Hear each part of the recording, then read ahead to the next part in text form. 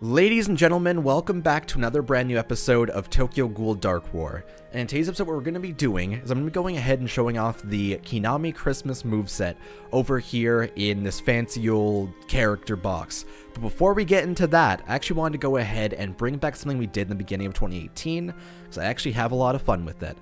So, in this episode, we're going to be having 4 codes to give away on video via answering a question. Now, I did do this, I guess, quite commonly, like almost every single video inside the Dark War things earlier last year, but I just kind of faded out from it due to the state of like Dark War and how it was going. But the question for today, for one of the gift codes for 3 diamond cards and 1 VIP card, I believe, is we've been having a lot of characters dropped inside Tokyo Ghoul Dark War recently, including characters that are seasonal with the Christmas Hinami and the Summerfest units that are in yukatas, and the different typings in terms of like Nashiro, Hoji, the Tsukiyama white shirt, all of the new characters. All of them are brand spankin' fancy. Now, out of the characters that haven't been added yet, what characters do you want the most to be added to Dark War?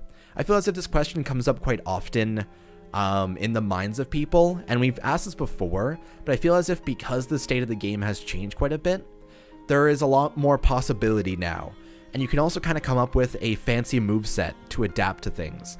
For example, one of the characters I'm looking forward to the most inside this game is a good Uta. I'm really interested to see how the character model and the art is going to be when they add an SSR Uta to the game, especially because there's so many like small details to get and so many small like tattoos to make sure they model. So I think it'd be really interesting, and I think that the moveset he should have is like a lifesteal type thing. I talked about this before, but the idea of having an Uta that has very low health, but his like attacks are based on fast damage and stealing life back and being able to survive makes a lot of sense to me. Like, living on the edge, as he gets hit, he immediately pulls back the health by stabbing into them with his hands and shit. I think it would be a really good time. So we're going to try and get that out in this episode. Let me know who you're looking forward to the most. Now, we will say that Re characters are okay, despite there not being a license for it currently inside this game. Mostly just because Re has a lot of units that are really, really hyped up, including one very special Uta, which I'm looking forward to. But yeah, so go ahead and answer that in the comments below, and we'll give away 4 codes via email. Keep an eye on replies, because that's kind of how I give that stuff out. But for right now, we are going to go ahead and go into our full unlock of Hinami Christmas. And there she is. So I've actually been looking forward to seeing what her moveset is like and how big the areas are. Most of the Dark War community on YouTube has basically completely disappeared, so there's not a heck of a lot of chances to check out the new characters' movesets and how good they are. So we're just gonna level her up as far as possible right here. I don't know if I'd have the materials to actually get her upgraded. Truthfully, even if I get her to level 70, I think she's gonna be stuck inside the blue tiers because I totally don't have enough items for her. Unfortunately, the grind is very slow in that regard. Upgrade 1. And I need to grind out 2 more materials of this one. Well, hey, I'm going to try to do my grinding real quick and see how far I can get her. I will see you in 1 second. Upgrade. Oh, shit. This actually hits a pretty good stride and up to almost purple.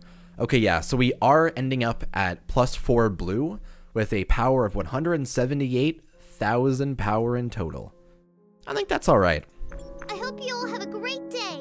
Alright, so we're loading into the Team Challenge game mode for right now. There's not really a heck of a lot of places to show off movesets, so I decided to just use this one. It's usually pretty lax, so it's alright. So her first is area in front of her, very basic. It appears you can turn it, of course, because that's how it always goes. And it is a very small area in front of her that seems to not really do a heck of a lot of, or no damage at all. Her second's a stab. The first seems to be just a heal inside the area in front of her, though, which is sketch, actually. It's kind of sketch, because I don't see that being too effective. Also, her third seems to set the area. It's not as big as the attack from the Hinami Summerfest. Let's see what her normal attacks are like. So just some basic whips. Very, very slow. Like, obscenely so. Here. Her third is that big of an area, and it procs every couple of seconds. That's not too bad. This whip is alright. I really don't know about the heal being only in front of her, because that means if I'm back here, it doesn't actually affect them at all. And in that case, in Arena, it's kind of useless, isn't it? Because I can think of a lot of places where it's actually going to be reliable to use a heal that only goes in front. I don't know about that. We're healing Ocarine, apparently, to save him, but unfortunately, this is episode beta 23, so he has no chance. Here, we'll heal him up. There you go. Go team. You're also dead now. Go team. Here, we'll proc that heal again. The heal does seem to have a pretty good presence, though. It is like a full heal on the entire squad here. That ain't too bad. Obviously, she is also taking, like, little to no damage constantly, which is nice. Yeah, her moveset sounded very, very good on paper. But I feel as if because of how the first works and it having to be in front of her to have it actually proc, her second being a very long cooldown stab, and her third, like, it's cool, but there's not really a heck of a lot of... Typically, levels have you moving. I can't think of a lot of levels aside from, like, Tokyo Search, where you have to stay inside an area and just keep on attacking inside it. I guess this map is fairly common for it, but I'm thinking, like, most of them are, like, hallways. So I don't know. I'm chalking this up to her not being too great in terms of this. I'd have to think of, like, what scenarios she's best in and, like, where to use her. Like, maybe as a team with the best sustainability, the best possible combination would be, like, the Hinami, Christmas, Noro, and Ixa together. Because they kind of... This way there would be a heal, there would be a sustain and taunt unit, and a high damage dealer. But even in that casing, like... Half Kujiyamori probably have more field presence there just due to his damage and his passive constantly. The first being that small area makes her far less viable. Here. Let's go into this. Does her area at least proc on boxes? It does. See, you can use it for this game mode. Perfect. Also, the fact that it's only one hit on the second is a bit unfortunate. I don't know how much I'm feeling that as well. Here, I'm going to pop this. That's nice, at least. It's a pretty big area.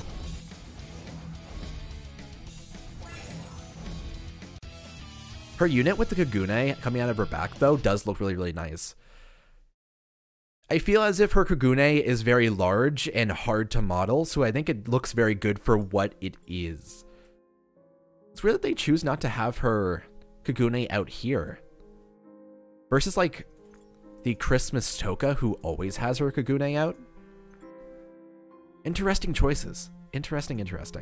The banner for Toka is also on right now. And you know what? Let's do some singles. I don't really care too much about it. And if I get a copy of her, that'd be nice. But we got Toka Rabbit anyway. Yeah, I don't know if I'm feeling that. Let's try her out one more time. On, like... Shit, man. What would be a good game? Kokoli's probably a bad plan, right? Here, we're gonna put this team through Tokyo Search a couple of levels and just kind of see how that ends up going. Just curious if I can get like a more, I don't know, get in the momentum of this moveset and see if she's actually more viable than I'm thinking. But because of her heal being so small and the cooldowns and even her like her second being 8 seconds, her normal attacks being super slow and only having 1 hit per combo, I'm really not feeling it. Her kit in general sounds better on paper than it actually is. There's no end to these things. Yeah, I know. These little girls in Christmas outfits are so hard to gun down. Am I right, Takizawa? Oh man, sure do hate that. There's no end to those small children trying to kill you.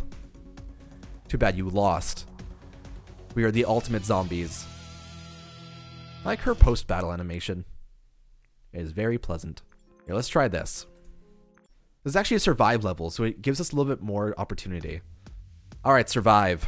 Show me what you have here. So what if I just stand here in this circle? I mean, it procs on them as they come in. That's nice.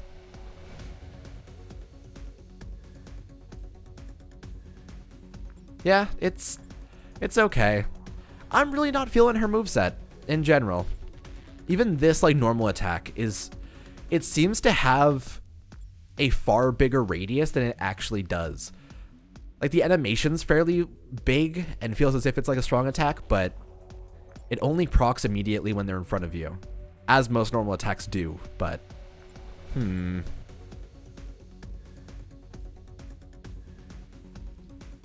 All in all, I'm gonna say that Christmas Hinami isn't that great of a unit. And hell, I would say that because her heal is so small, she's probably not gonna have much of a good force on any teams. She's just not that viable for things, it seems. I'm definitely gonna try and upgrade her and get her to gold tier and see if she's a little bit better, or if she at least saves me going through some of the quests that I've been struggling with. Like, there's certain hero quests I've been trying to get done that I have a little bit of troubles with. Hell, we can actually do that right now. It's not going to actually matter that much, but this is the key level that I've been struggling with. Even on Tokyo Search is the exact same. The layout of this level just does too much damage to me. So we'll do... Oh, God. I mean, I guess Rada Proto is probably a better idea than using Noro here. Noro's not that great for actually taking down big waves. Rada Proto's better for just taking down big area of effect things. Especially because we're going to try and stay around this area and take them down. You can see that we don't do too much damage though. And I'm going to need this heal. Because they do a lot of damage as time goes on. And I really don't have the DPS. Oh god. I don't have the DP. Oh god. Help me. There's so many Ukakus. See, like... I don't know how to take that down, personally. I don't know if I have to upgrade my young Arima to just be a better Kohaku or something. I am unsure, but she seems to not be that great so far on that either. We'll have to see. I'm definitely going to try and experiment and see what they're all about by the end of the game. I'm definitely going to try to get Hinami up to at least gold starting off here. I also want to get her Christmas present weapon when it comes out and see how that is, because that is coming out sometime soon, but... For right now, I am overwhelmingly unimpressed. And we're definitely going to see what the next unit that comes out is going to be like. Toka is out, but I'm not going to end up doing any more pulls from here on out. Hopefully, I'm going to try to pick up... See, I want to get White Shirt when he comes out, because he's the only one that hasn't actually dropped yet. Yeah, we'll see. For right now, thank you so much for watching. Comment below who you... or... Comment below what character you want the most inside Tokyo Ghoul Dark War, and you could win one of those fancy codes. Maybe get yourself one of those Toka Christmas things. Either way, thank you so much for watching. We'll be back sometime soon to cover more of Dark War and announce the winners. And I'll see you guys next time. Bye for now.